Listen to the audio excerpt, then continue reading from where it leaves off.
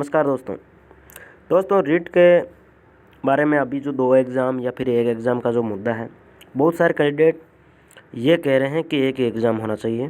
मतलब यूट्यूब पे कई सारे कैंडिडेट हैं जो एक एग्ज़ाम को लेके मुहिम चला रहे हैं। तो इसमें देखो, मैं पूरा आपको डाटा क्लियर कर देता हूँ कि अगर एक एग्ज़ाम होता है तो क्या होता है, 2 होता है तो क्या होता है। सबसे पहले बात मुद्दे की है, आप कोई भी आपको कहे कि एक एग्ज़ाम कराने के लिए आप ये ट्रेंड करवाइए, ट्विटर पर ऐसा करिए वैसा करिए, तो सबसे पहले आपको ये जानना ज़रूरी होगा कि अगर रीट में एक एग्ज़ाम होता है तो आगे क्या प्रॉब्लम आने वाली है। तो सबसे पहले 1-2 बंदे का मैंने वीडियो भी देखा था, उन्होंने कहा था कि रीट में एक एग्ज़ाम होना चाहिए ताकि सभी के साथ न्याय हो। मतलब एक एग्ज़ाम से न्याय नहीं हो सकता, ये कैसे? क्योंकि देखो, मैं पूरे मुद्दे पर बात करूँगा।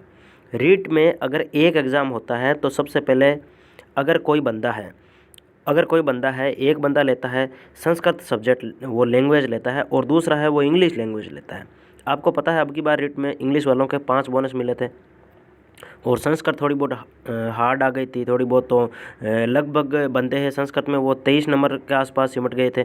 तो इसका मतलब आप कह रहे हो कि एक पेपर लो, एक पेपर ठीक रहेगा। एक पेपर कैसे ठीक रहेगा? अगर आपने संस्कृत ले ली, आपकी संस्कृत हार्ड आ गई और इंग्लिश वालों की इंग्लिश ईजी आ गई, तो आप बताओ कि 5 नंबर का अगर वो आपको वहाँ पर गैप देते हैं। इंग्लिश वाले कितने कैंडिडेट हैं जो कम से कम इंग्लिश सब्जेक्ट लेते हैं? साइंस में बात करूँ तो साइंस के अंदर भी अगर 2-3 लाख बच्चे हैं तो 2-3 लाख में से लगभग 40-50 हज़ार बंदे वो इंग्लिश लेते हैं। अगर 40-50 हज़ार बंदे आपसे 5 नंबर इंग्लिश लैंग्वेज के अंदर आपसे आगे रहते हैं, तो आप कैसे कह सकते हो आपका सिलेक्शन होगा? पोस्ट तो केवल 5 या 6 हज़ार या फिर 7 हज़ार के आसपास आएगी। तो कुल मिला के लैंग्वेज एक फैक्टर है। अगर रीट के अंदर हम बात करें, अगर एक पेपर होता है तो जिसकी लैंग्वेज फेवर में आ गई वही सिलेक्शन लेने वाला है। मतलब उन्हीं बच्चों का सिलेक्शन होगा जिनकी लैंग्वेज फेवर में आ गई। अगर मान लो कि 1.5 लाख बच्चे हैं वो संस्कृत लेते हैं और संस्कृत उनके अगर फेवर में आ गई, संस्कृत में वो 30 में से 30 कर रहे हैं, इंग्लिश थोड़ी बहुत हार्ड आ गई, इंग्लिश में लोग 25 ही कर रहे हैं, तो संस्कृत वालों का सिलेक्शन होगा, इंग्लिश वालों का नहीं होगा। तो ऐसे में एक पेपर होना बहुत ज़्यादा अन्याय होगा। एक पेपर का सभी आपको विरोध करना चाहिए, आपको एक पेपर के पक्ष में नहीं रहना चाहिए, क्योंकि एक पेपर से आपका सिलेक्शन होगा या नहीं होगा। आप कितनी मेहनत कर लो, एक पेपर से कंफर्म नहीं है कि आपका सिलेक्शन होगा, क्योंकि एक पेपर में इंग्लिश और किसी के माना कि हिंदी सेकंड लैंग्वेज है, किसी के हिंदी फर्स्ट है। अगर हिंदी सेकंड हार्ड आ गई, हिंदी फर्स्ट इजी आ गई, तो फर्स्ट वालों के फेवर में चला गया पेपर। अगर हिंदी फर्स्ट हार्ड आ गई और सेकंड में जो काफ़ी पार्ट है वो नॉर्मल दे दिए, बहुत ईजी दे दिए, तो वो तो हिंदी में पूरे में से पूरे करके आ गए, आप हिंदी में से 5 क्वेश्चन कम करके आए। या फिर अगर कोई लैंग्वेज है, कोई लैंग्वेज में क्वेश्चन रॉन्ग आ जाता है, 2-3 क्वेश्चन रॉन्ग आ जाता है, माना कि 3 क्वेश्चन रॉन्ग आ गए, उनको मिल गया 3 का बोनस और आप रह जाओगे पीछे। 3 का बोनस मिलने से 40 हज़ार व्यक्तियों को, अगर स्टूडेंट्स को 3 नंबर का बोनस मिलता है या 5 नंबर का भी जो पिछले रेट में मिला था इंग्लिश सेकंड लैंग्वेज में, ऐसे बोनस मिलता है, तो सिलेक्शन कहाँ जाएगा? पता है आपको, 5 नंबर पर तो पूरे जितने भी कैंडिडेट है 7-8 हज़ार वो होते हैं 5 नंबर पर। तो कैसे कह सकते हो आप कि एक पेपर से सभी के साथ न्याय होगा, ऐसा होगा? तो ये मुहिम जो भी चला रहे हैं वो अपने अकॉर्डिंग चला रहे हैं कि हमने रीट की जो पहले अच्छी तैयारी की थी वो हमारे तैयारी काम आ जाएगी। वो तैयारी तो काम आ ही जाएगी, लेकिन आप अगर दूसरा पेपर ऐड करते हो तो उसमें देखो क्या संभावना है। प्लस एक ये भी बेनिफिट है दूसरे पेपर का कि बाहरी राज्य वाले हैं वो बहुत कम है जो आएंगे। यानी कि साइंस मैथ्स में मैं बात करूं तो जो हरियाणा टेट का सिलेबस है, यूपी टेट का सिलेबस है, वही साइंस मैथ वालों का यहाँ रीट का सिलेबस है। तो अगर हरियाणा का भी कोई स्टूडेंट है, हरियाणा का कोई स्टूडेंट है, वो अगर यहाँ पे आकर रीट दे तो उसके हरियाणा टेट और यूपी टेट और राजस्थान टेट का जो सिलेबस है वो तो बराबर ही है। अगर वो 130 लाएगा, क्यों नहीं लाएगा? हरियाणा का जो जनरल का बंदा है वो 130 प्लस लाएगा, वो 130 प्लस लाएगा तो उसका जनरल में सिलेक्शन होगा। और जनरल की सीट जब वो हरियाणा यूपी वाले स्टूडेंट्स अगर निकाल लेंगे तो राजस्थान वाले क्या करेंगे? राजस्थान वालों को ओबीसी में डाला जाएगा और इसीलिए तो ओबीसी की कट ऑफ हाई चली जाएगी, क्योंकि राजस्थान में जो बंदे जनरल में आने वाले थे वो तो ओबीसी में चले गए। तो बाकी जो बंदे हैं उनका सिलेक्शन कहीं ना कहीं होने का बहुत कम चांस है। अब की बार आपने रेट में देखा होगा, मैंने यूट्यूब पे 2-3 वीडियो बनाए थे कट ऑफ के बारे में रेट में। तो अब की बार साइंस के अंदर ये हुआ था कि उस कट ऑफ के वीडियो के अंदर लगभग मैंने 10-15 स्टूडेंट वो देखे जो हरियाणा से ज़्यादा थे। उनके जो नंबर है वो 130 प्लस थे और उनका जनरल से सिलेक्शन होता है 130 प्लस वालों का। तो राजस्थान वालों तो वैसे ही पिट जाते।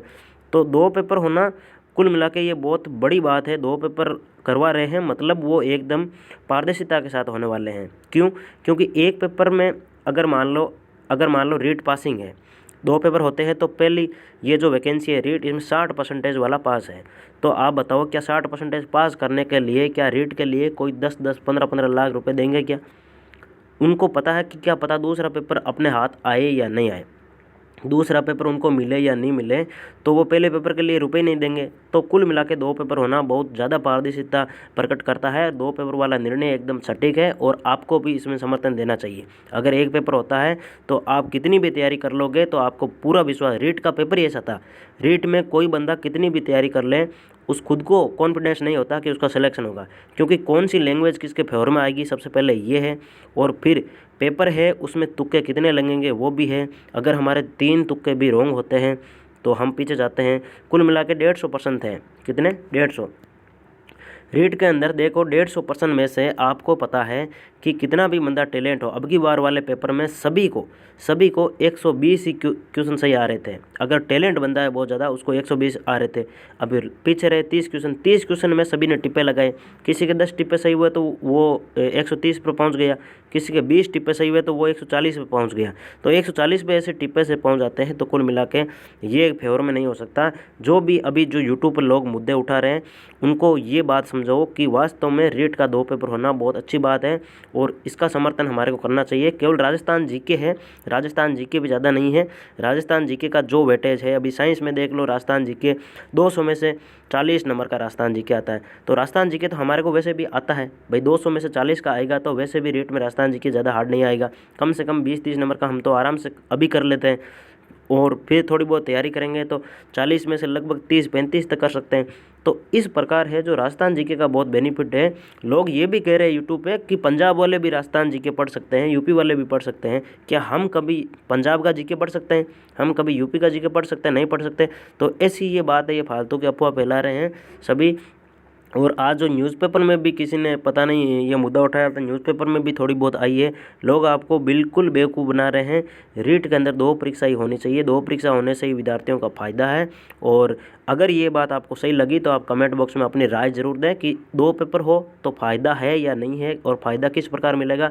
अगर कोई बोल रहा है कि 1 पेपर होना चाहिए तो उनको ये बता दूं मैं कि 1 पेपर हो तो फ़ायदा किसको होगा, क्या आपको फ़ायदा होगा? आप निश्चित है कि आपकी लैंग्वेज अच्छी आएगी, आपकी लैंग्वेज ईजी आएगी। आप निश्चित नहीं हो सकते कि आपकी लैंग्वेज ईजी आएगी या हार्ड आएगी, अभी बिल्कुल कोई भी नहीं बता सकता। अगर 2 पेपर होता है तो फर्स्ट पेपर में आपकी वही तैयारी काम आ जाएगी। अब से आपको सेकंड पेपर की तैयारी करनी है। तो इस प्रकार 2 पेपर में जिसकी सब्जेक्ट बढ़िया है वो भी बंदा है, वो मतलब कुल मिला के आगे सक्सेस हो जाएगा। क्योंकि सब्जेक्ट में क्या है, साइंस और मैथ्स। अगर साइंस मैथ्स का वेटेज ज़्यादा रहता है तो सभी को फ़ायदा है जिसकी सब्जेक्ट बढ़िया है। और सब्जेक्ट तो जो साइंस मैथ्स का स्टूडेंट है उसकी देखो सब्जेक्ट तो बढ़िया होनी चाहिए। ऐसे तुक्के से नंबर लाने से कुछ होने वाला नहीं है। तो कुल मिला के आपको मेहनत करके नंबर लाना पड़ेगा। तो ये जो मुद्दा है उस मुद्दे पे ये आज की चर्चा थी कि वास्तव में 2 पेपर है वो बेनिफिशियल है 1 पेपर की बजाय। जय हिंद, जय भारत। सब्सक्राइब जरूर करके जाएं, लास्ट में सब्सक्राइब कर लेना, ठीक है।